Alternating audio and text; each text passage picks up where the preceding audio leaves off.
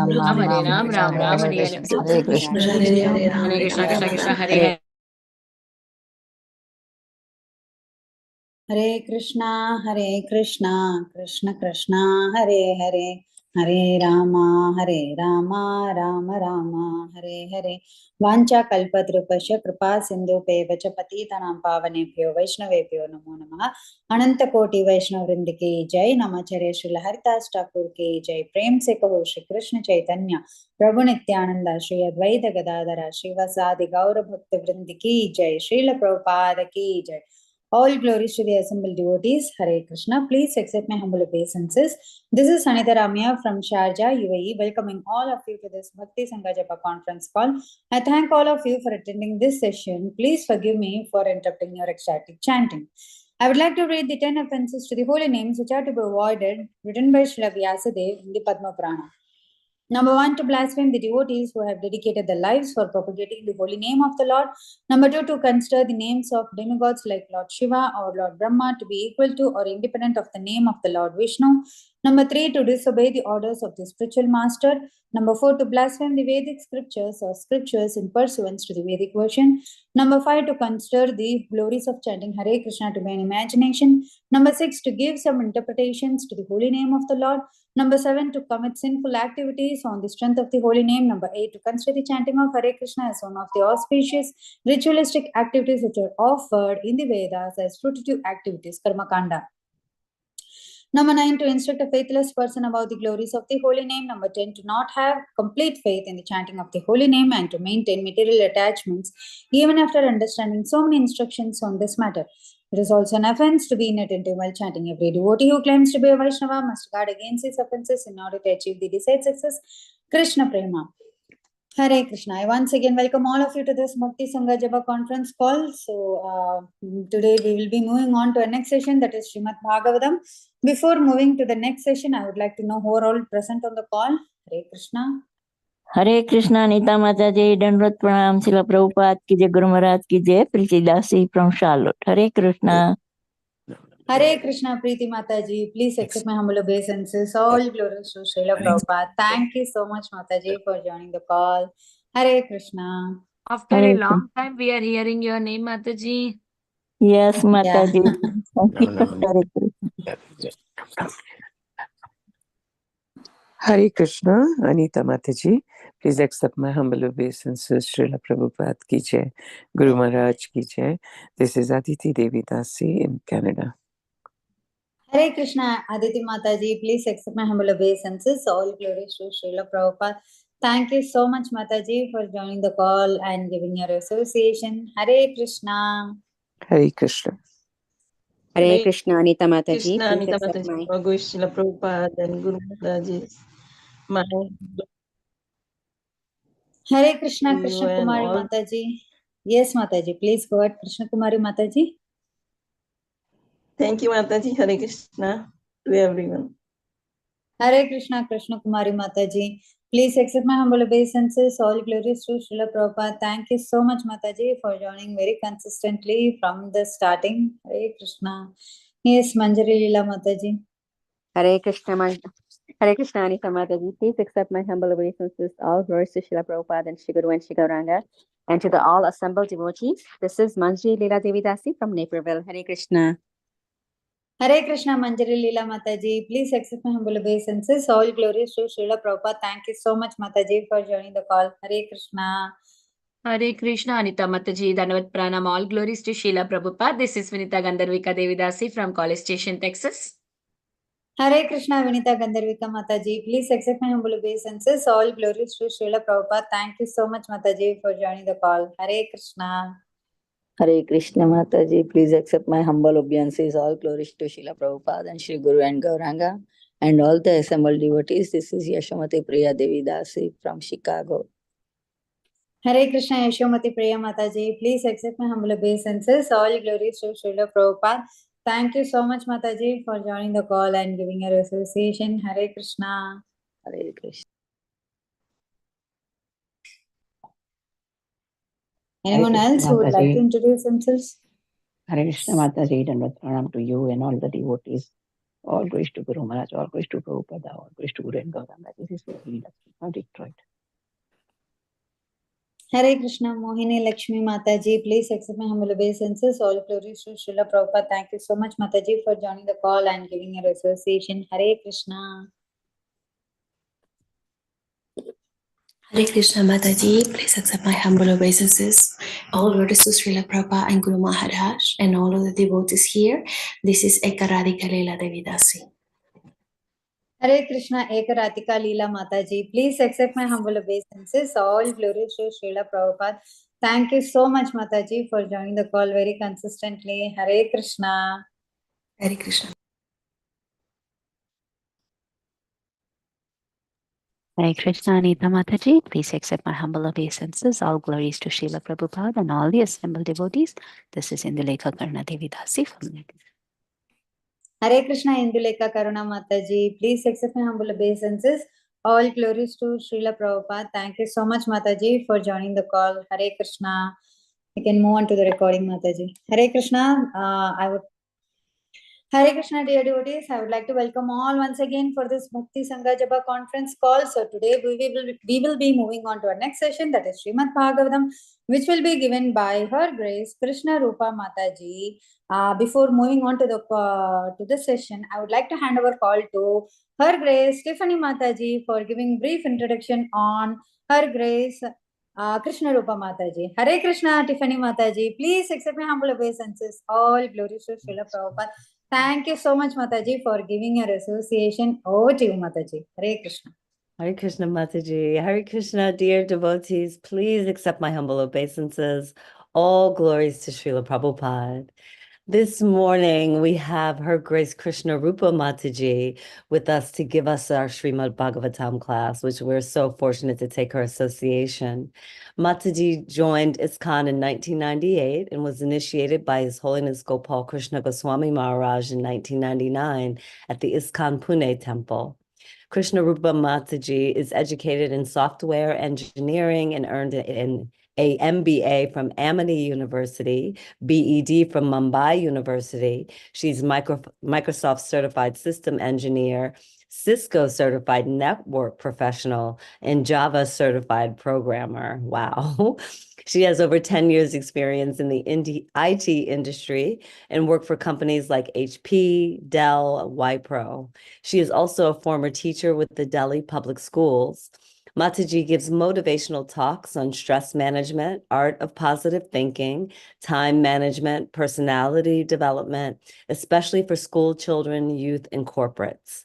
Over the years, she has been invited to deliver several such seminars to students in various premier institutes, schools, and colleges in India, like AIMS in New Delhi and Manavstali School in New Delhi, Lady Shriram College for Women in New Delhi, and the New Delhi College of Arts and Commerce. And there's even more to the list. She guides many young girls and women in leading meaningful lives of peace and happiness. And she currently teaches Bhakti Shastri classes, IDC classes, Srimad Bhagavatam study circles, and short seminars online and Sunday kids schools at her home. Hare Krishna, such beautiful service. And again, we're so fortunate to take her association today. Welcome to the call, Mataji. Hare Krishna, Tiffany Mataji. Thank you so much for giving that brief introduction of Mataji. Hare Krishna, Krishna Rupa Mataji. What a wonderful introduction, Mataji. So nice to have you on the call, Mataji. I think nothing is left over. So you do so nice services, Mataji. Thank you so much for giving us your association. So dear devotees, so today our speaker is Her Grace Krishna Rupa Mataji. So Mataji will be giving glorifying on the topic of Srimad Bhagavatam. Canto 7, Chapter 4 and Text 8. Over to you, Mataji. Hare Krishna. Thank you. Thank you so much for the invitation. Of course, we know all these qualifications are just material qualifications which help us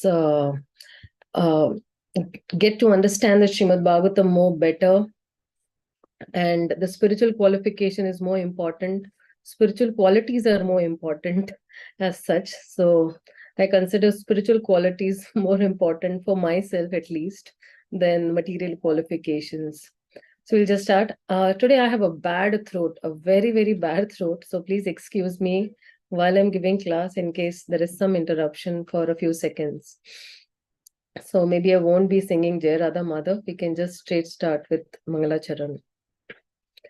Om Ajnanatimirandasya Jnananjanashalakhaya Chakshurum Militam Yena Tasmai Shri Guruve Namah Shri Chaitanya Manobhishtam Stapitam Yena Bhutale Swayam Rupa Kadamayyam Dadati Swapadantikam Vandeham Shri Gurun Shri Yutapada Kamalam Shri Gurun Vaishnavamscha श्रीरूपं साग्रजातां सहगण रघुनाथान्वितं तं सजीवं साद्वैतं सार्वधूतं परिजनासहितं कृष्णचैतन्यदेवं श्रीराधा कृष्णपदान् सहगण ललिता श्रीविशाखान्वितांश्च नमो विष्णुपदाय कृष्णपृष्ठाय भूतले श्रीमते भक्तिवेदांत स्वामिनिति नामिने नमस्ते सरस्वते देवे गौरवाणी प्रचारिणे निर्विशेष शून्यवादी पाश्चात देश तारिणे हे कृष्णा करुणा सिंधु दीनबंधु जगतपते गोपेश गोपिका कांत राधा कांत नमोस्तुते तप्त कांचन गौरांगी राधे वृंदावनेश्वरी वृषभानुसुते देवी प्रणमामि हरिप्रिये वाञ्छाकल्पतरुभ्यश्च कृपा सिन्धुभ्य एव च पतितानं पावनेभ्यो वैष्णवेभ्यो नमो नमः श्री कृष्ण चैतन्य प्रभु नित्यानंद श्री अद्वैत गदाधर शिवासादि गौर भक्तवृंद हरे Krishna Krishna Krishna Hare Hare Hare Ram Ram Ram Hare Hare. I'll just take 1 minute to glorify Lord Ram because there is in India we have a big, festival being celebrated on the occasion of the opening of Lord Ram. So there's a very small prayer that we say to Lord Ram, glorifying Lord Ram. Raktam पीताम्बरां लङ्कृतं श्यामां दिभुजं प्रसन्नवदनं श्रीसीतया शोभितं कारुण्यामृतसागरं प्रियगणे भ्रात्रादिभिर्भावितं वन्दे विष्णुशिवादिसेव्यमनिशं भक्तिस्तसिद्धिप्रदम् जनकसुता जय जननी जानकी अतिशय प्रिय करुणा निधान की ताके युग पद कमल नमाओ जास कृपा निर्मल मति पाओ अर्थन धर्मन काम रुचि गति न चहु निर्बाण जन्म जन्म रति राम प्रद यह वरदान नान सियावर रामचंद्र की जय राजा रामचंद्र की जय. So I'll be starting. I'll just quickly share the screen with you all. There's a very good verse today that we have.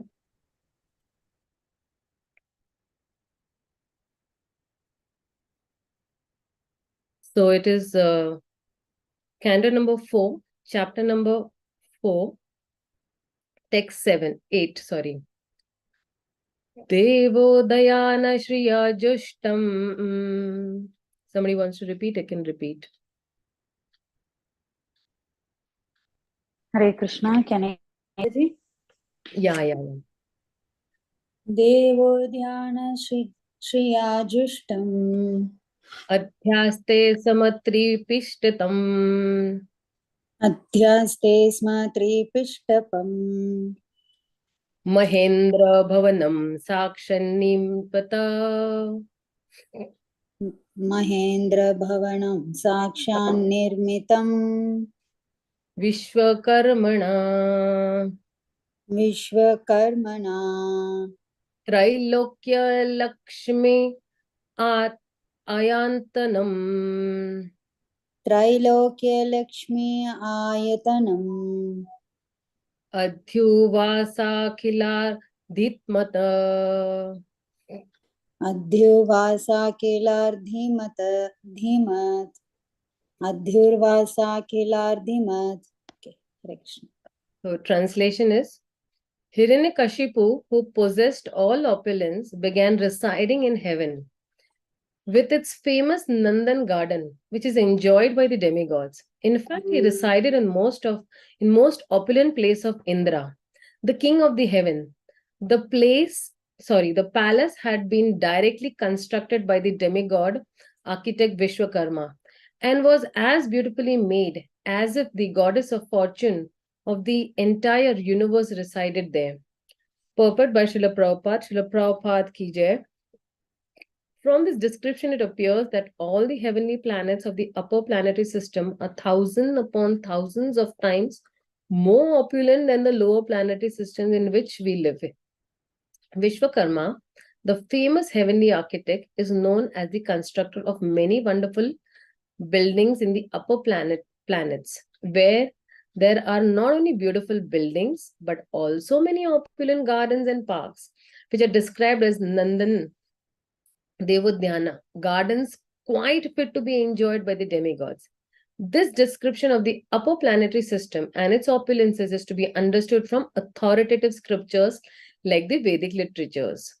Telescopes and other imperfect instruments of scientists are inadequate for evaluating the upper planetary system.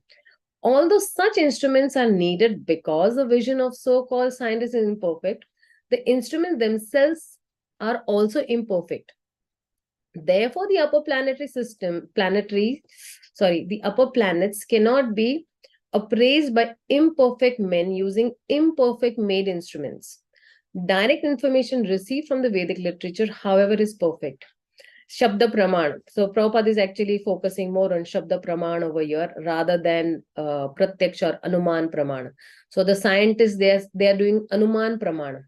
We therefore cannot accept the statement that there are no opulent residences on planets other than this earth.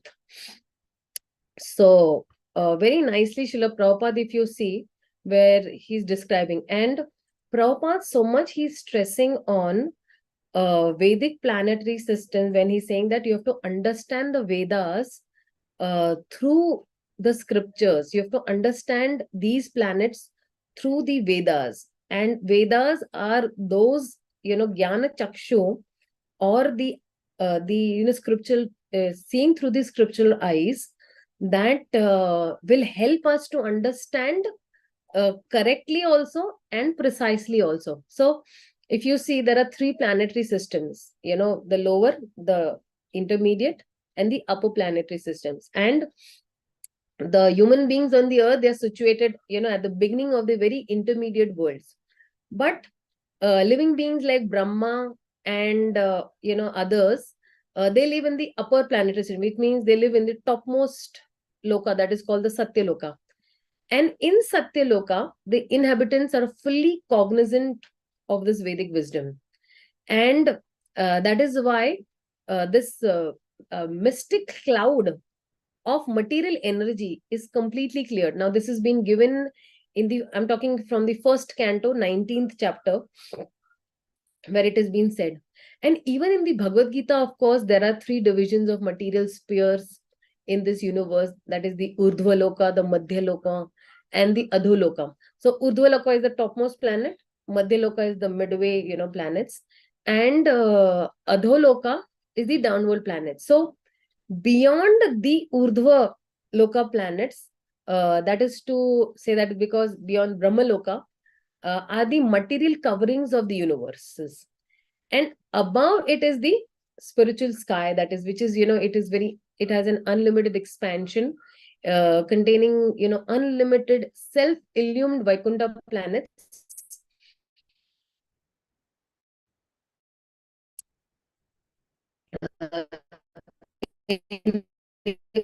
Inhabited by,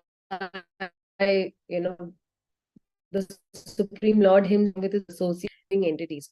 So today I have this particular pulpit. One is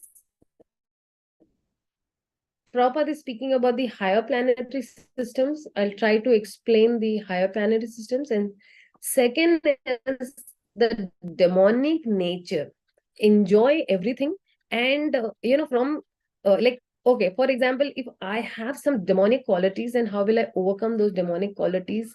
If at all I have, in what percentage I have, I will try to see that how I can overcome. But first, I will try to, explain the upper planetary systems. So for you, first you have these Bhur Loka, Swarga Loka, Mahar Loka, Jana Loka, Tapa Loka, and then there's the Satya Loka. So if you see, these all planetary systems are in the Garbhodaka ocean. So you have the 7 lower planetary systems and the 7 higher planetary systems. So, starting from, Satyaloka, where in Satyaloka is like, that's the highest planet in Satyaloka, or Satyaloka is also called the Brahmaloka, where the prime person of this universe, Lord Brahma, he is residing over there. And then we can hardly calculate, this wondrous condition of life of Brahmaloka. And the condition of life over there is in the mode of goodness. It can bring us to the mode of goodness. And so if you see, the human beings on this earth, they are situated at the beginning of the intermediate world. But the living beings like Brahma and, the other contemporaries live in the upper world, of which the topmost is, the Tapalokas or the Satyaloka. And in Satyaloka, all these, living entities or the inhabitants of Satyaloka, they are fully cognizant of the Vedic wisdom. And in Satyaloka also, there is neither bereavement, there is no old age, there is no death, there is no pain of any kind, and there are no anxieties. And, there's always feeling of compassion over there. And also, the lifespan is also more.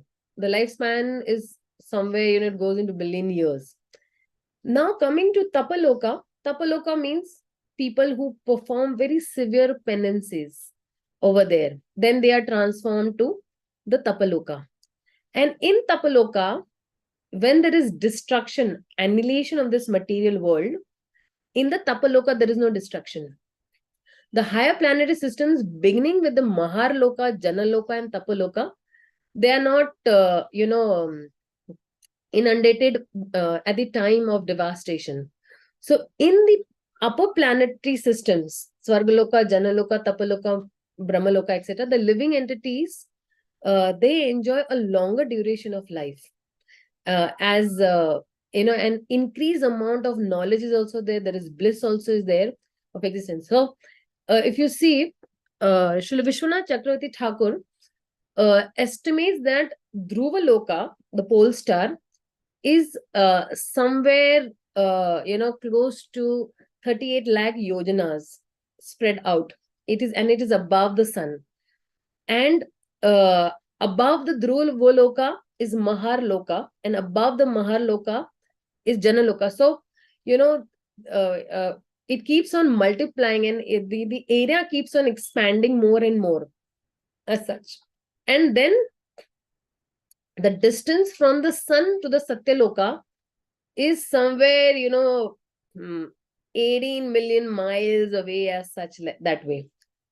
Then you have the Janaloka. Janaloka means those who are really very saintly people and very quiet, calm people. Then they after death, they go to Janaloka or Maharloka. And the one who is in goodness, he attains a higher planetary system like the Brahmaloka or Janaloka. And there, that person, he enjoys godly happiness. So, means he is free from the mode of passion and ignorance, but he is still in the mode of goodness. But we as devotees, we have to rise even above the mode of goodness. The mode of goodness is still good. It will help you to, reach the mode of pure goodness. So, of course, there are impurities in the material world, but the mode of goodness is the purest form of existence in this material world. So, there are different kinds of planets for different kinds of living entities. So, those who die in the mode of goodness, they are elevated to the planet where the sages and the great devotees live.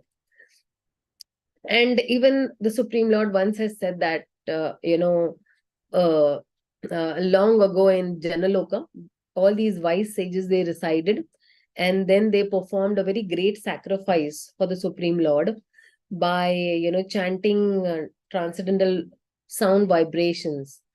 And these sages, these sages are, or you can say they are the actually mental sons of Brahma. They were all perfect celibates. And at that time,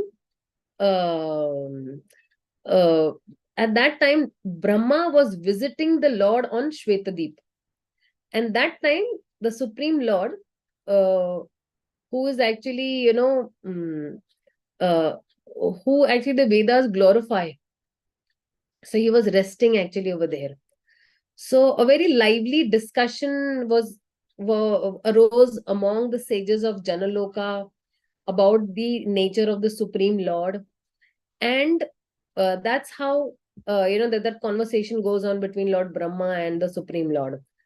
So then this cosmic devastation, it takes place due to this very, very, high fire emanating from the mouth of Lord Shankarshan. And then these great sages like Bhrigu and, other sages, the other inhabitants of Maharloka, they transport themselves to Janaloka, because they're completely distressed with that warmth of that blazing fire which rages through these, three worlds below. So that's how, they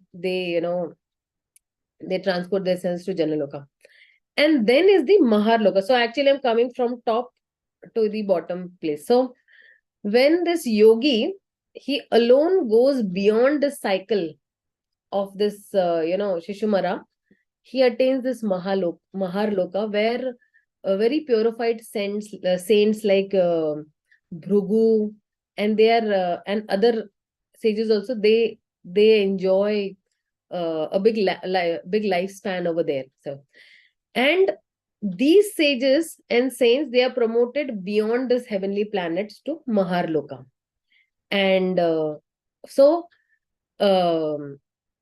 if you see that Maharloka also is not a place of complete fearlessness, because at the end of that one kalpa, the Maharloka is again annihilated. And the inhabitants also have to transport themselves to high planetary systems. So in Maharloka also, one can live even at the time of, till the time of partial annihilation of this universe. And then you have the Swargaloka. So those who are the, fruitive workers or the karmis, they can elevate themselves to Swargaloka planets, which include the sun also, the moon also, and higher planets. So this is called Swargaloka. So there are three different statuses of planets: the middle, the higher, and the lower planet system. So, and the Earth belongs to the middle planetary system. So this word, where it says Swargaloka, Swar means refers to Swargaloka, like. So even the denizens of this heaven, who actually are living in these planetary systems, starting from Swargaloka, they cannot see Lord Vishnu in Shwetadweep. So they can simply approach that beach of that milk ocean to offer some prayers to the Lord.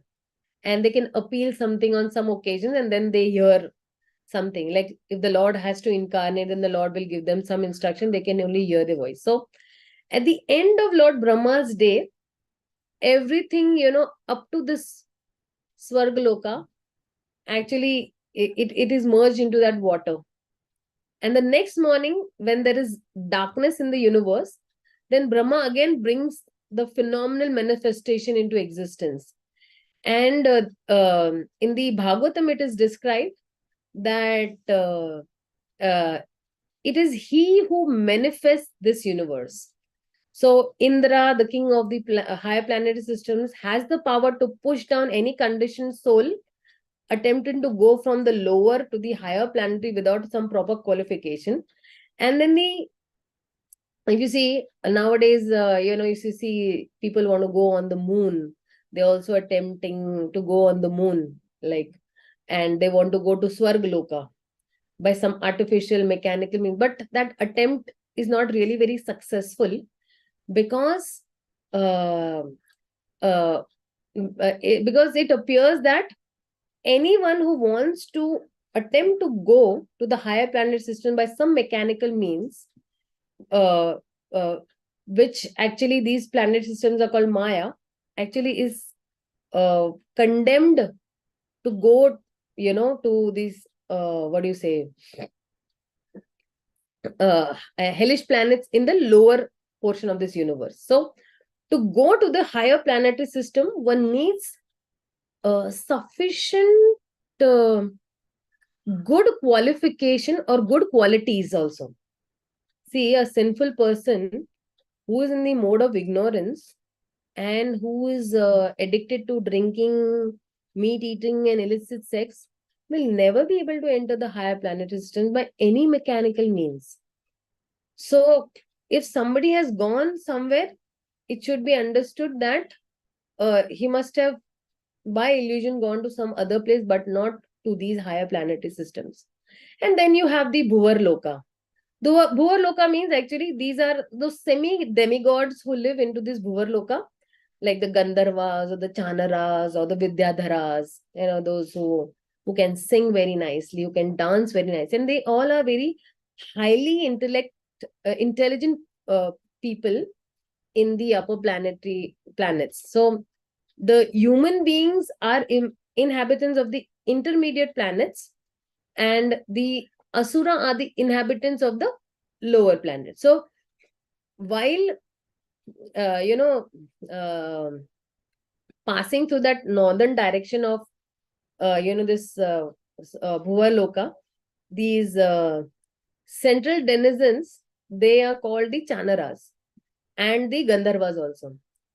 And all these munis and the damsels of these heavenly planets, they are also included in this, and they have a special place in those planetary systems. So when I say about the lower planetary systems are called Bhuvar Loka, and the middle are called Bhuvar, and the higher will be the Brahma Loka and the highest.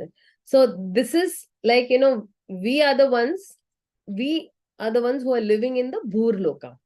Bhu means earth, early planet. So if I keep myself in Rajaguna, then I will keep myself within Bhur Loka. And if I'm infected with Tamoguna, then I will degrade myself lower to the lower planetary system, that is the hellish planetary systems, and or even the lower species like an animal life or a plant life. So this is actually nature's process, how it goes about, and we cannot avoid about it. So in the Bhagavatam, Shukdev Goswami says that in the 5th canto, he's explaining about the Bhur Loka. And he starts with a more precise about this Bhumandal system. And he talks about a lotus flower, which has a shape of a lotus flower. And then, there are 7 islands, the Jambudvipa, it resembles the whirl of the flower. Then the length and breadth, and he describes completely in detail. And the planetary system, which is called Bhumandal, it is actually like a lotus flower, and it has 7 islands, and the length and breadth of that island is known as Jambudvipa, and it is situated in the middle of the world. And I think it is 1 million, 8 million miles it is. So Jambu Dweep is like a leaf of a lotus flower. And then, you have this Antariksha. Antariksha is actually just a space between the Bhurloka and the Bhuvarloka. And the sun is situated in the middle of the universe, in the area between the Bhurloka and the Bhuvarloka, which is actually the Antariksha. Antariksha is actually the outer space, you can say. And the distance between the sun and the circumference of the universe is somewhere around like 2 billion miles. And then beneath that, is Vidyadhar Lok, Chanar Lok, Siddha Lok, in the sky called that Antariksha, are the places of enjoyment for all these yakshas and rakshasas and pishachis and ghosts and so on. So this Antariksha, or the outer space, it extends as far as the wind blows and the clouds float in the sky. And above this, there is no more air. And then, we have this, after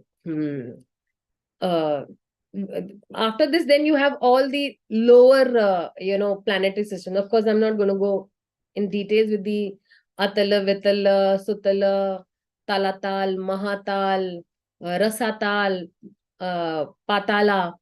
All these lower regions, I would not really explain them much, because over here in this particular shloka, only the higher planetary systems have been mentioned as such. But I would like to touch upon more of where it is said over here that Hiranyakashipu, he possessed all opulences and then he was residing in the heaven. But if you see after what he has got, okay, he got he got a place in the heaven and he's residing, and but still his demonic nature, he was not able to convert his demonic nature to a divine nature. And in the Bhagavad Gita, if you see, Krishna in the 16th chapter has elaborately spoken about the divine qualities and the demonic qualities. So, like I generally, ask devotees that, okay, do we have that angel within us or the animal within us? Because, either, a good dog is guiding us, or a bad dog is guiding us within. So our intelligence gives us the power to make the choices, that create our destiny. And within every heart, there are two dogs. There is a bad dog and there is a good dog. And this bad dog represents our lower tendencies of envy, anger, lust, greed, illusion. And the good dog is actually our divine nature. So these two dogs are always at a battle with one another. Which dog will win? The one we choose to feed, that dog will win. So the choice that I make in my present situation will determine which of the dogs am I feeding in. So the spiritual intelligence will help me to keep the bad dog away and nourish the good dog. And if I repeatedly exercise my habits, my character traits, so then they will be deeply, ingrained. So sometimes in illusion, I might fall prey to the bad dog. But, if it is being fed by my own choices, this dog will become more powerful predator. And it will keep on howling in the mind. It will often dictate the behavior that I have. So, but if the good dog, okay, and if the good dog is actually not nourished properly, is very weak, it may howl with a low volume, begging for attention. So in the Bhagavad Gita, Krishna says that this yoga of intelligence, yoga means exercise of our intelligence, okay, it is helping me to neglect this bad dog. However difficult it may be, it will keep my focus on feeding the good dog, which is my divine nature. Now it is up to me whether I want to feed my good dog or my bad dog. So that is why the 16th chapter of the Bhagavad Gita, we have both a divine and a demonic nature, and all our divine qualities are very much conducive for us for liberation, and these demonic qualities, they will always bind us in the material bondage. And because um, because of this neglection, or neglection with our qualities, or many people have allowed a very selfish, egoistic nature to dictate their own lives. And then we can assess which dog people have been favoring by their words and actions. So if somebody is saying something or by action, you can immediately know. And of course, our minds are also conditioned with each choice we have made in this life or in the past lives. And these choices not only affect physical, mental reactions, but more importantly, shape our proclivities, our desires, perceptions of this world. So, and then, further, it is affecting the choices I will make today also and tomorrow also. So if I'm not careful, I will find myself in a destructive cycle, which is my lower nature and which is dictating my own faith. Sorry, fate, F-A-T-E, not F-A-I-T-H. So for example, these drugs addicts and all these alcohol people and smokers and all, they become very much obsessed by this bad habit, by choosing to feed that inclination again and again. Now in a devotee circle, we, of course, there'll be no drugs, there'll be no alcohol, there'll be no smokers, but there could be YouTube, Facebook, WhatsApp, Twitter, and again we choosing to feed that inclination. So what is easy for some to refrain from is excruciating for one who has fed the bad dog of that habit. And if you see, like, of course, this is just a general analogy that I'm giving, and from this analogy what we are seeing that a very powerful role of intelligence comes into picture as a tool to guide the mind and the senses. And when the intelligence guides the mind and the senses, then it will remain in harmony with our inherent spiritual nature.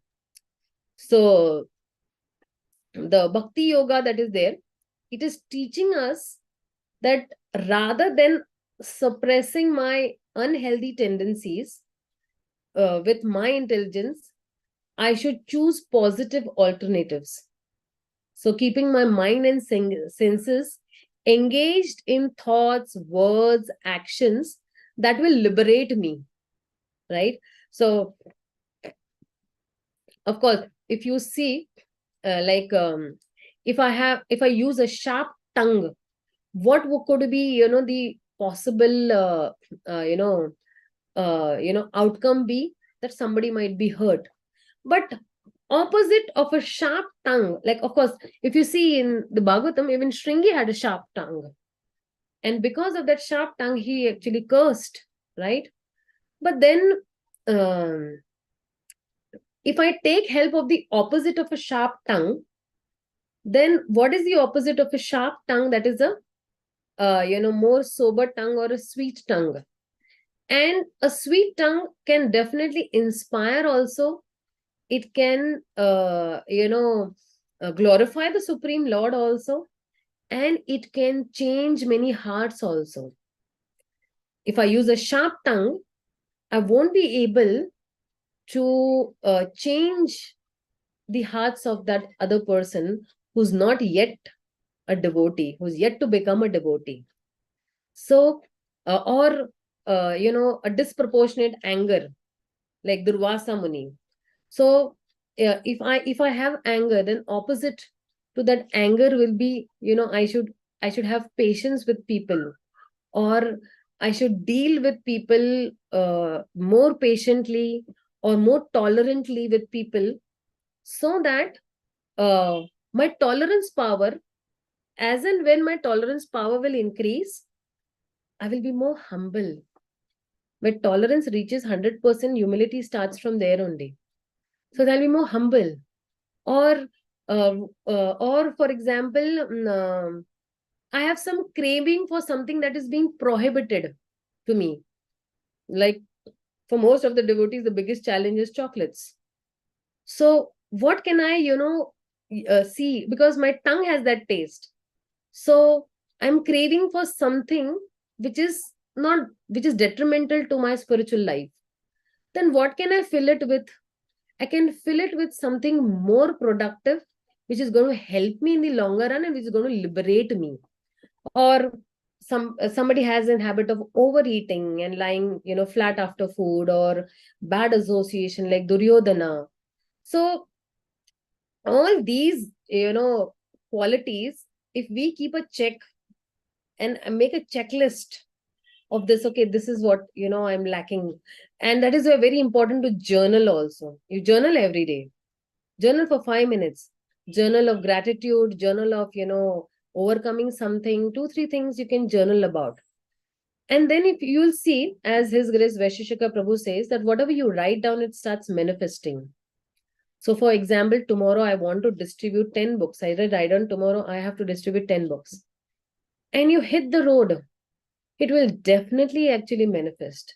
Anything you write down, it starts manifesting. And this has been, seen by many, many devotees, that things start manifesting. So if you see in the 16th chapter, what Krishna is saying is, Krishna spoke about Krishna first describes of the 26 divine qualities. And then he mentions about the 6 demonic qualities. So the demonic nature, because why? Because Krishna wants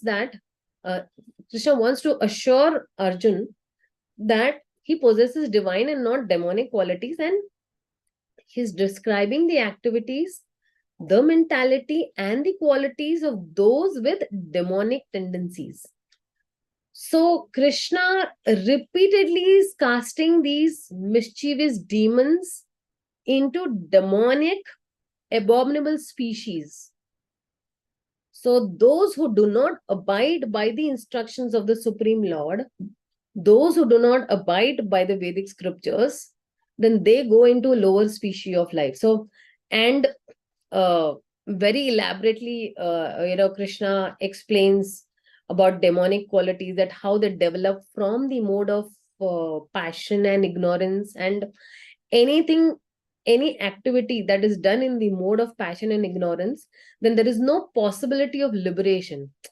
Their destiny will be, either they will stay as human in the material world, or they will descend to a lower form like an animal species or something like that. So, and averse to that, divine quality, they will develops from the mode of goodness. So that is why he says that these these importance of these activities in the mode of goodness, they are called Daivi Prakriti, transcendental by nature, and they are considered auspicious for the progress of the path of liberation. So all these 26 qualities, what Krishna is explaining as transcendental qualities, these qualities are meant for making progress in spiritual understanding. And that is why one can get liberation from the material world. So, when we are cultivating these qualities according to our different social status or occupational order, then by a regular practice and when you're doing a regular practice, then it becomes very easy, and then when you're practicing, then you keep on getting realizations also, stage by stage you keep on getting, and leading a life according to the scriptural injunctions. So that is why we have the varnashram dharma. So if you see, when Krishna is explaining the divine qualities, so when you say fearlessness, so how does fearlessness come? So sannyasi's first qualification is like fearlessness, abhayam. So because why abhayam? Because he's completely dependent on the Supreme Lord's mercy. Even whether he is alone or whatever he is, has to be alone without a guarantee of any support. But he is convinced that the Paramatma will give me all protection if I am a surrendered soul to him. Or even if you see sannyasis, they are, just give me 1 minute, okay?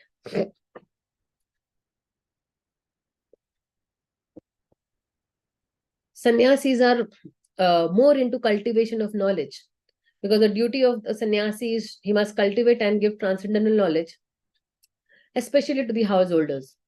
So, and his humility is that he begs from door to awaken Krishna consciousness in the general mass.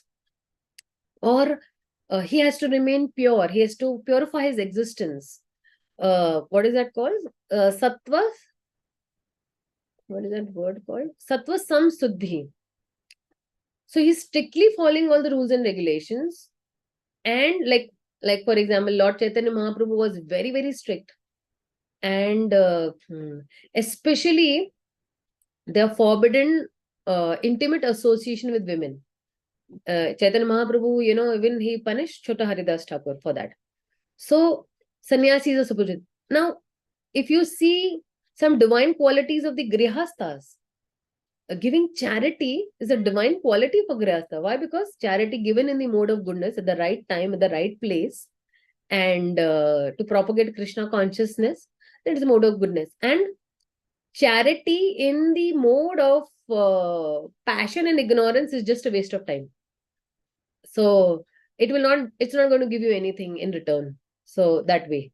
So that's how, if you see that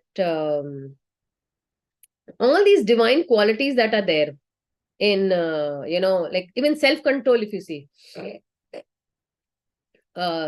especially, self-control is for the grihasthas. The grihasthas will have self-control in, they have to have a lot of prohibitions to beget Krishna conscious children, or they have to do sacrifice or yagya, the grihas, because all these sacrifice requires some, material resources, like the Agnihotra Yagna, and, and Sankirtan Yagna is the best. That's what Prabhupada actually mentions even in the 3rd chapter of the Bhagavad Gita and even the 16th chapter of the Bhagavad Gita.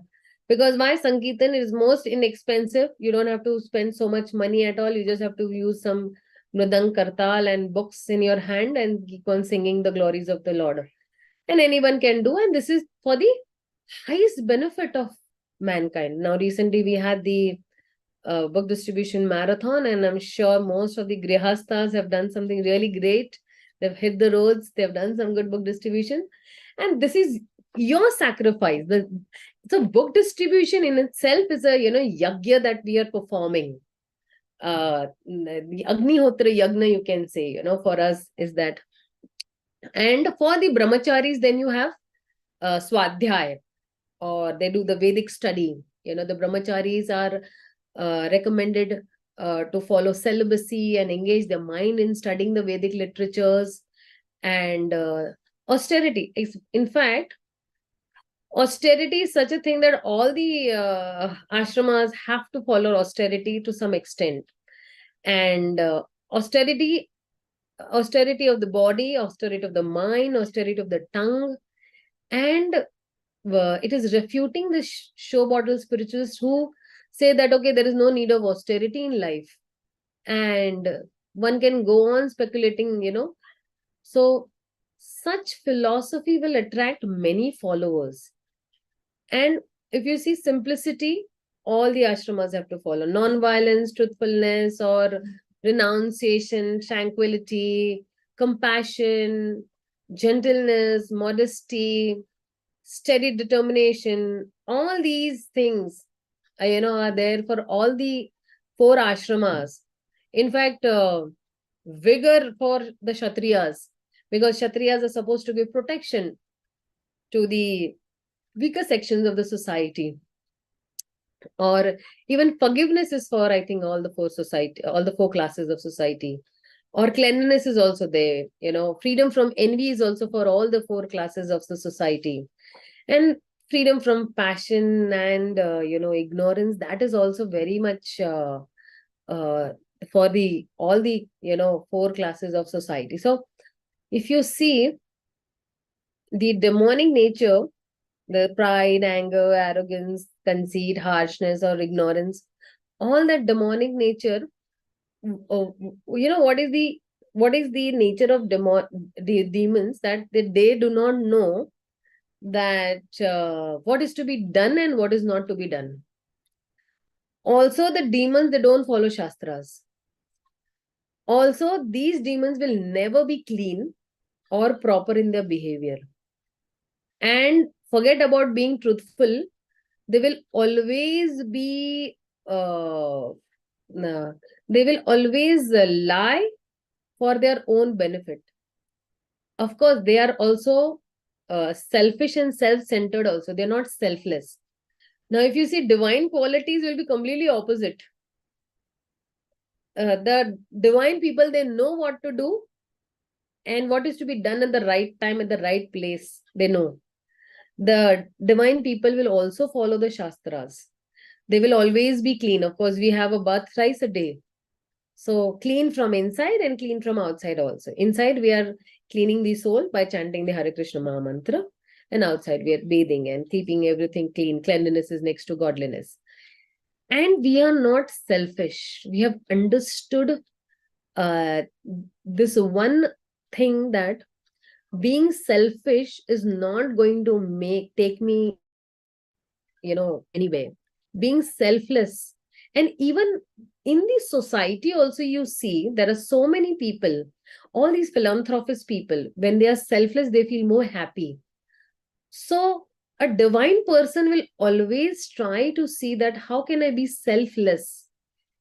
And this is one of the qualities which actually, if you see, the highest level of devotees exhibit these qualities of being selfless and sacrificing their lives for pleasing the Supreme Lord. So, of course, these demonic people, they think that this world is completely, not real, and there is no God. And for them, lust is only the ultimate thing that goes on. But if you see with the divine people, divine people will always know that who's the proprietor, enjoyer, and the controller of the universe. They absolutely know, because they've been reading the Shastras and they live according to the Vedic injunctions as such. And even if you see, they will have a very proper attitude. The divine people will already have a proper attitude of a proper intelligence, that because of course they're studying the Shastra, so they'll have intelligence and they're not illusioned. आप भ्रम में कभी नहीं जाओगे, because they are more into the reality. They live into realities and not into illusion. And that is why, opposed to sense gratification, they will always try to please the senses of the Supreme Lord, or the master of the senses, Rishikeshna, Rishikesha, Rishikesha Sevaya. And that is why whatever work the divine people do, that is permanent.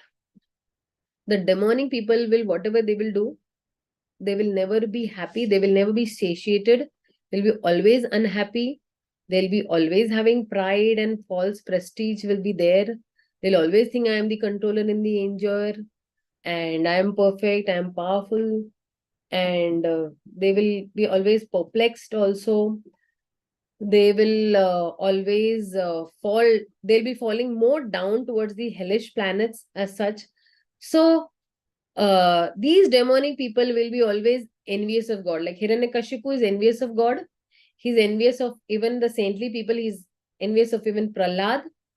And he is envious of even the scriptures. And Hiranyakashipu also performed sacrifices. But he performed sacrifices in some name only. He did not follow any rules and regulations. Demonic people, no, their preachings are that way. And Hiranyakashipu has already concocted his own this, that okay, I am only God. And he started thinking that I am God. That is why if you see all Indra, Chandra and everybody started, shaking, except for the three principal, this Brahma, Vishnu and Mahesh, Brahma, Vishnu and Lord Shiva, they were not scared of Hiranyakashipu, but all demigods were scared of Hiranyakashipu. So, that's how, and imagine what is the faith of Hiranyakashipu. Hiranyakashipu was born, and he's put into this material existence again and again into demonic species. And Krishna says that such people can never approach me. And they sink down into the most abominable type of existence. They glide down to hell also. So now, averse to this demonic nature, I might have some percentage of some this nature. Maybe I'm into illusion, or maybe I'm not reading the shastras properly. Maybe I'm feeling that I'm the controller. Maybe I'm thinking I'm the enjoyer. These are many demonic natures in my life, and I need to rectify them. I need to correct them. And how will I correct them? Then by taking association of devotees and reading these scriptures and follow the orders of the spiritual master. And that's how I'll be able to come out of this. But this requires a regular practice, a consistent practice, because it's not that one day I follow this and the other day, I skip, and then the other day, no. Consistency is really required. Now, when Krishna is saying all this throughout, the 18 chapters, in the last of the 18 chapter, what is Krishna saying is that Sarvadharma Parityaja Mamekam Sharanam Raja. He's saying that you do all this, you will come to that point of surrender. You develop divine qualities, you will definitely feel like surrendering to me. And leaving all your fears, you will surrender to me. And then any teeny mini, sins are there, don't worry. I will eradicate them. I will uproot them right from the seed level itself. But when you follow from chapter number 1 to chapter number 18, whatever Krishna is saying, then you come to that point of surrender. You will know that, okay, I am not the proprietor, Krishna is the proprietor. I am not the enjoyer, Krishna is the enjoyer. And I am just a servant of Krishna. So for my false ego to come to that level, I need to read the Bhagavad Gita every day. I need to read the Bhagavatam every day. Because my false ego is so strong that it is not allowing me to accept Krishna as the proprietor, Krishna is the enjoyer, Krishna is the controller. And this is the only problem. That's why I'm not surrendering. So the more I keep on hearing about Krishna's glories and Krishna's pastimes, it will purify my existence. It will purify that nature which I want to lord it over the material nature. I will become more humble. I will know that I want to surrender to this person. And why would I want to surrender to this person? See, sometimes we surrender, right? We surrender to somebody by knowing his qualities. So when I have sufficient knowledge about Krishna, that why should I surrender, then I will surrender. But that knowledge has to be consistent knowledge on a daily basis, a conscious effort from my side on a daily basis, that why I want to surrender, and yes, I want to surrender to him. And that's how, step by step, as I keep on surrendering to Krishna, that full surrendered level will come. Because when you say full surrender, means only my life is to please Krishna. My life is not to please anybody else other than Krishna. Krishna has made me only to please him. And Krishna has not made me to please, somebody else's senses or my own senses. Krishna has made me to please his senses. So you come to this particular point when you consistently read the Bhagavatam and the Bhagavad Gita on a daily basis. So I rest my speech over here. If somebody has any queries, questions, doubts, you're most free to ask me. Hare Krishna, Mataji. Thank you so much, Mataji. Very wonderful class, Mataji. So with all the, you started from explaining about all the planetary systems, and then you went on with the demoniac and divine natures. So thank you so much, Mataji. Hare Krishna. So Shukakar Krishna Prabhu, please go ahead with your question.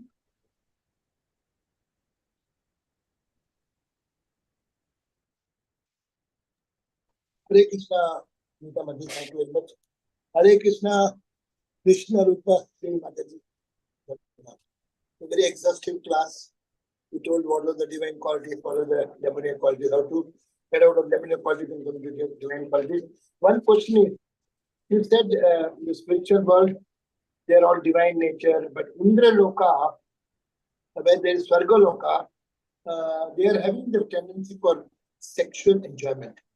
And what they are having with this Urvasi, Ramba, Tilottama is written that they are all Devadasi, and that is not like the prostitutes in the material world. They are having the license and they don't get into AIDS and other diseases that they're allowed. But still they have the tendency to enjoy, and the mode of passion is there. No? So they are also devotees. So are they not practicing it fully, or what is that? Why people in the heaven, though they are having 12,000 big number of years, but still again they come back here. Shine Pune Mantalokam. So just can you elaborate on that? They are Karma Mishra Bhaktas, Prabhu. You have Karma Mishra Bhakta, karma mixed with bhakti. So that is why, they have to come back again and again. So when you have Shuddha Bhakti, then you go to the Vaikuntha planet and go to Goloka. But over here it is with the demigod, it's still with Karma Mishra Bhakta actually. So they know the scriptures, but they don't follow because they don't have devotees, pure devotees, priests. Because they have some fruitive desires also, no? They have some fruitive desires. And that is why that is called Karma Mishra Bhakti. They're obedient with desires. They're obedient, but with desires. Yes, Prabhu. Thank you, Mataji. Thank you. Hare Krishna. Hare Krishna. Anybody else has any clarifications or questions, queries, doubts? Hare Krishna, dear devotees, any questions? Please go ahead.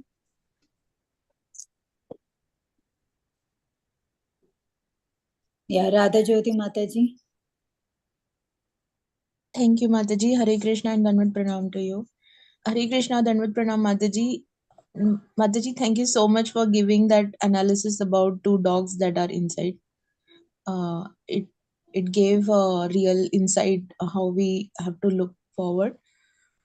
So I'll tell you one thing. This analogy is not my analogy. My my Shiksha Guru, His Grace, Radhesham Prabhu, I've taken it from there because we are attending one slate class of his.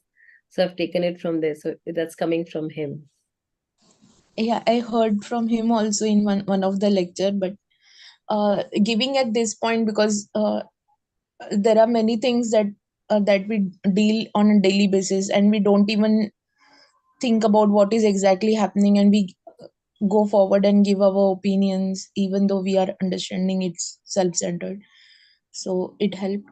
Mataji, my question to you is, what exactly happens when we enter in a temple, we see Lord, and we feel lot of happiness, bliss, we feel, oh really his presence is there, and exactly opposite is happening when we chant, when I chant. I'm not feeling the sense of surrender when chanting. I feel that there is lot of friction and I don't want to chant anymore. But still, when I start doing it, then I see that, oh, there is lot of things that is coming up. How to deal with this attitude? Because hearing about Bhagavatam or serving others, everything is fine, but when it comes to chanting, what exactly happens? Why it is so dynamic that we can't even um, correct ourselves immediately? That's my question, Mataji. Hare Krishna. Mataji, I want to ask you something, that how do you chant? Do you chant in the association of devotees? Sometimes yes, sometimes not. Yeah. So why will it be dynamic? I'll tell you always, okay? It will always be dynamic. Chanting will be dynamic because when we are not chanting in the association of devotees, we don't get that strength. They say, no, that united we stand. When we chant in the association of devotees, then there is less diversion also. The focus is more on hearing also when we are in the association, because that association is our strength. Why does Prahlad Maharaj, Dhruv Maharaj, and many exalted devotees, they're asking a boon to Krishna that let me always be in the association of devotees. So His Grace Gaurang Prabhu gave one very nice thing that which actually touched my heart many years back. He says that fortunate is a devotee who gets the association of devotees. More fortunate is a person who gets to hear in the association of devotees. And most fortunate is that person who gets to hear Srimad Bhagavatam or Bhagavad Gita again and again in the association of devotees. So very important is the association of devotees. Association of devotees for a layman is like a walker. You have crunches. If somebody is not able to walk, nowadays they have walker. So for me, I have always felt that I am handicapped, I am pangu without the association of devotees. And the association of devotees is my only strength. Without them, I will never be able to move even an inch ahead in Krishna consciousness. And that is why whenever I try to chant, I will try to chant always in the association devotees. Now, let's take a scenario where somebody is very much far away from the temple. He cannot attend personally. But in your own house, as I previously also mentioned in my classes, is that there is a very pure devotee sitting in your own house, and that is Srimati Tulsi Maharani. In her association, if you sit and you chant, and to add to that, Srila Bhaktivinoda Thakur says that you take a Hare Krishna Maha Mantra sticker and you sit. Take that whole mantra and you sit and you focus. For that also, again, there is a pre-preparation one night before. You write it down. Tomorrow, I want to chant 16 rounds sincerely. I want to hear word to word. I want to hear every word precisely. So now this is some exercises we'll have to do. That I want to chant every word very nicely. I want to pay attention to only Krishna. For those 2 hours is my appointment with Krishna. My appointment with the Supreme Personality of Godhead.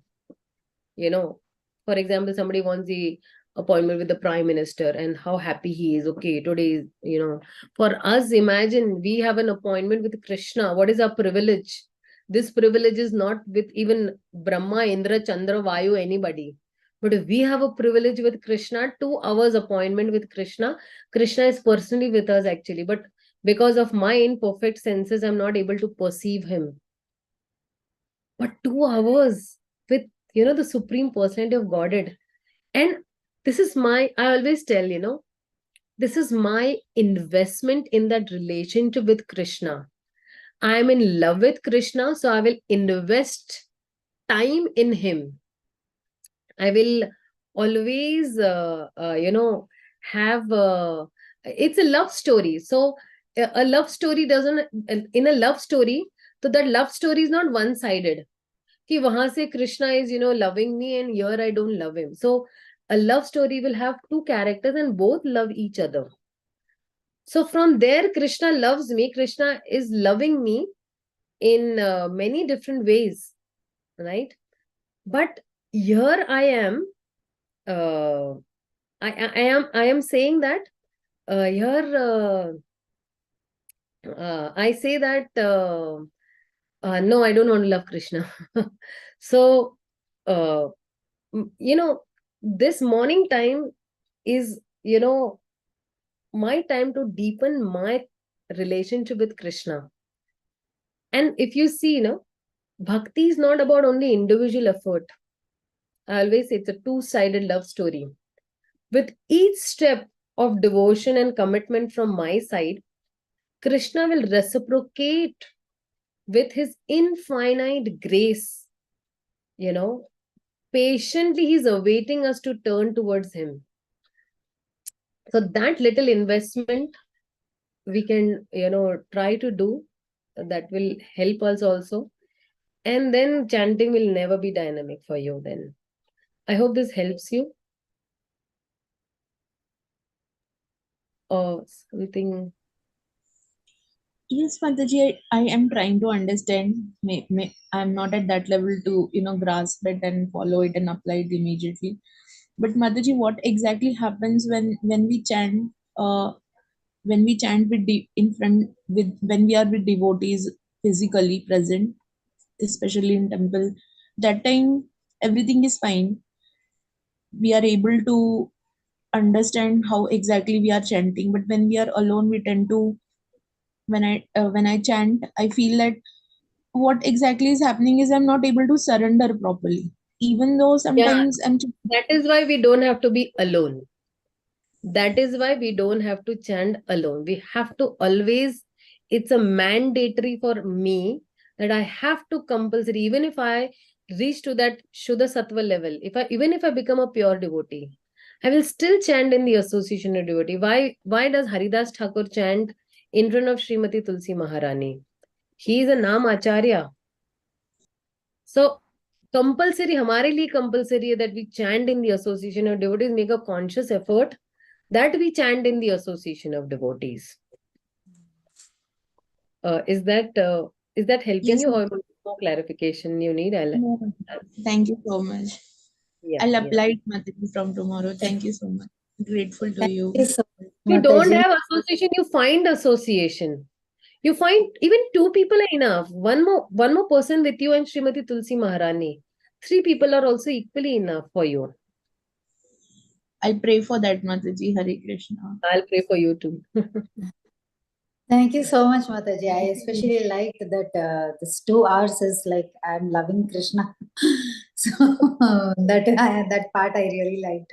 So different thinking like I got when you said, so okay, I should cultivate this. So let's see from tomorrow how I will do it.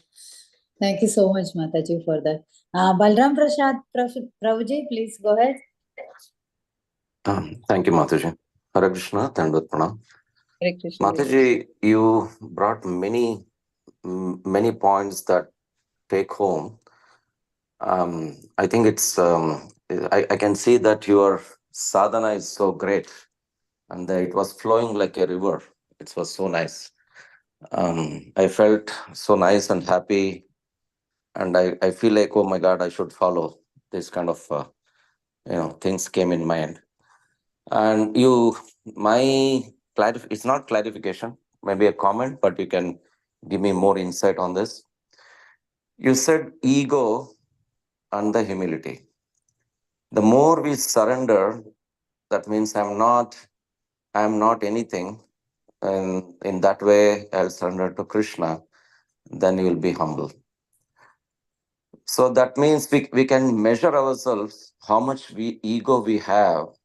So I was comparing. There is no way to compare, but I was thinking how devotees like us and devotees who are exalted, like Bhaktivinoda Thakur, he'll say he's nothing. And His Holiness Radhanath Maharaj also mentions many times that worm in the stool. I want somebody can become a worm in the stool. Who will say that kind of a humble word? So that stuck to my mind that how much false ego I have. That is why I haven't developed humility at all. We may have, even in devotion service, many days we practice, but we never come to a conclusion that that I don't have ego. For anything for that matter, ego is always there. So it was very nice. Maybe you can elaborate some more on that. It'll be helpful, Mataji. Thank you. So, His Grace Gaur Gopal Prabhu, he says that he compared ego and humility. Ego says, I know, but humility says, I need to learn more. Then he said that ego says that I did it, but humility says we did it. And he said one more thing. He says, ego says that, okay, I am the only one. But humility says that I am not the only one. There are others also. So what happens is with humility, you see, there is a tree, and a tree has many fruits, or an apple tree has many apples. You see that tree is actually, bent down to the ground. So similarly, if a person has got, many good qualities, automatically he will have humility. Automatically, that with good qualities comes humility. And with every good quality. So now see, we have, Krishna has given us 26, good qualities. Maybe we can, try cultivating one good quality. Now, all these 26 good qualities that are there, they'll have that, this of humility also, a touch of humility also in it. Like, as such. So see, even I am not humble. I am also trying to be humble as such, because humility means we know that I am a fool, number one. My spiritual master knows everything. And we accept that Krishna is the supreme personality of Godhead. That is humility. At least till that level, we know that, Krishna is the supreme. But that it's still, in the, in the working stage, I can say, work in progress, you can say, that still now also, even if I'm giving a class over here, still, to come to that conviction that only Krishna is the proprietor, he's only the enjoyer and he's only the controller. That conviction, then there is 100% humility. So when I said 100% tolerance, then humility starts from there. So it starts with tolerance, with how much are we able to tolerate, how much are we able to, cultivate those qualities. And we need to have patience with our own self also. We need to be kind to our own selves also. That slowly, we don't need to be harsh also with ourselves. We need to be really very, pally with ourselves as such. Of course, I'm talking about the soul, that we don't have to be too much harsh also with our souls. And slowly nourish it with knowledge. Only knowledge can cut that ignorance. Only the sword of knowledge can cut that ignorance that we still are carrying from past millions and millions of birth. And that's how humility will, and of course, as His Holiness Radhanath Swami Maharaj says, associating with humble people. Your association is what you are. If I'm associating with a drunkard, I will be called a drunkard. But if I'm associating with humble people, one day, eventually I'll also, develop that quality of being humble. I'll also suppress that lower nature of mine completely, and then the higher nature. Because originally, your nature is, or the living entity's nature is to be humble, to be obedient. That is, that inherent nature that will come up slowly, as in when we keep on associating with devotees and do a regular sadhana. I hope this helps, Prabhuji. Yes, Mataji, wonderful. I feel that from the answer, I feel that I'm still ignorant. That means you also mentioned the more we have the knowledge, the ignorance goes away. That means how much ignorant we are, so that because we are not humble yet. That means we do have a knowledge, but we are not getting there. We're still that back of my mind, no, it's me. Right? So I think that's what is preventing us to move forward. Thank you, Yes, Mataji. eventually, when the sun comes, then there'll be no, the son of Krishna will come, and then all that ignorance will, vanish away, Prabhu. Yeah, I was thinking about like a balance, weighing balance, right? One side is humility, one side is ignorance. So if you weigh, the more ignorance, there is no humility, and then more that means the ignorance goes down, the humility goes up. I was just weighing balance. I was just thinking like that. Thank you. Thank you, Prabhu. Thank you so much. Hare Krishna. Thank you so much, Mataji. It's really very difficult in my case to obtain that tolerance. I don't know when it will come. So I'm just waiting. So as you said, we have to associate with only humble people so that we can also cultivate at least some 0.01% of that. So thank you so much for many insights today. Do you have time, Mataji? I think there is two more hand raise. It's already they have asked, but I think they have some follow-up. Do you have time, Mataji? Yeah. I think Radha Jyoti Mataji has something to ask. Yes, Mataji. Mataji, you just mentioned, right, that when we have that 100% conviction that Krishna is doer, or even Srila Prabhupada writes that even when even a straw that moves is the will of Krishna. But what exactly happens to us? We learn, means I hear every day. I try to hear every day. Then I try to read every day. But why there is a lack of conviction then?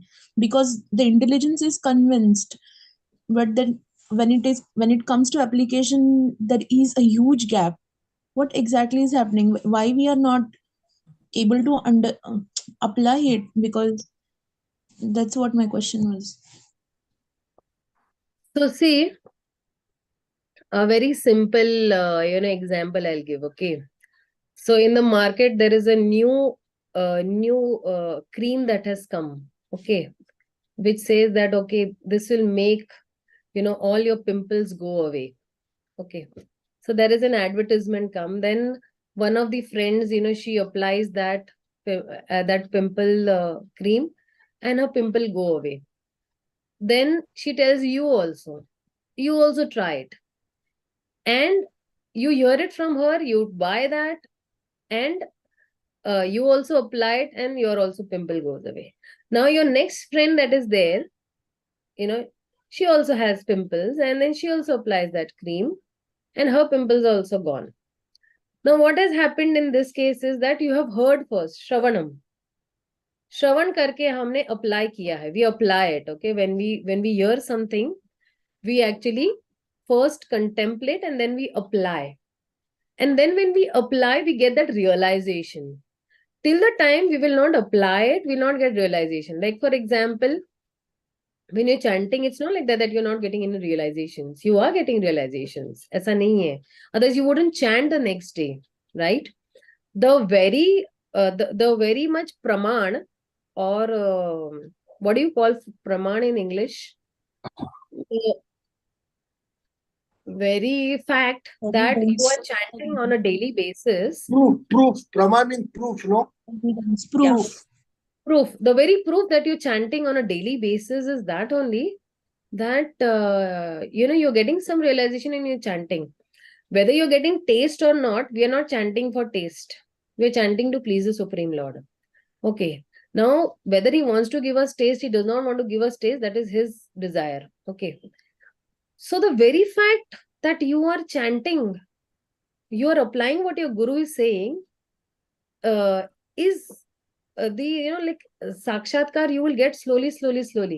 It's not a major, realization that you get, but in small tidbits, you'll definitely get that realization. So, something like, something really major you want to change, then you have to work upon it. Slowly and steadily, you take small baby steps and you work upon it. Like for chanting also, you started with 2 rounds and then 4 and 6 and 8 and 10 and 16. We started it that way, right?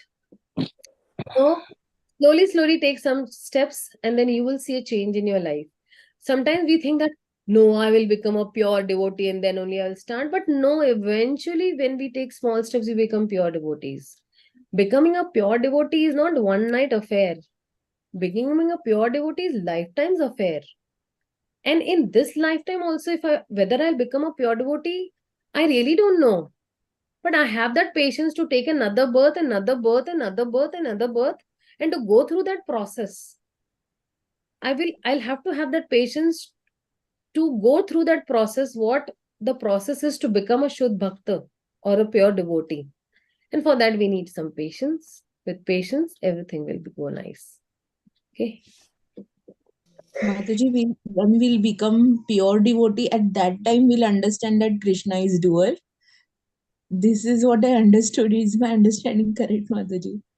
Krishna is real. No. Right now also your understanding is correct. Krishna is the supreme. Theoretically also, and practically you understand. But to come to that surrender level will take some time. Oh, That's what I'm that will saying. happen at the pure stage, you mean, right? They are the pure stage. Yeah. Eventually, everything, your every limb you will think that my every limb belongs to Krishna. My mind, my intelligence, my soul, everything belongs to Krishna. And you will say that, okay, you please control me. I don't want to control myself. I don't want to listen to my mind. You dictate me. Whatever you will say, I will do that.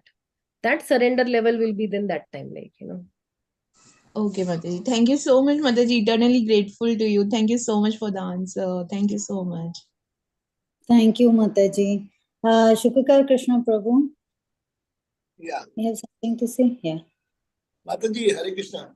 Actually, I'm doing chanting, not going to the temple. With the Zoom only, I'm chanting.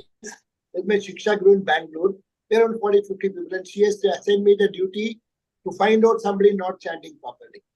So every time I find somebody chanting, Hare Krishna, Hare Krishna, Hare Hare, Hare Ram, Hare Ram, Ram Ram, Hare Krishna, Hare Krishna, Hare Ram, Hare Ram, Ram, Krishna Krishna, Hare Hare not coming. Sometimes Hare Krishna, Hare Krishna, Krishna, Hare, something is missing. So I tell, Hare Mataji, Lakshmati, you're making mistake. Please chant properly.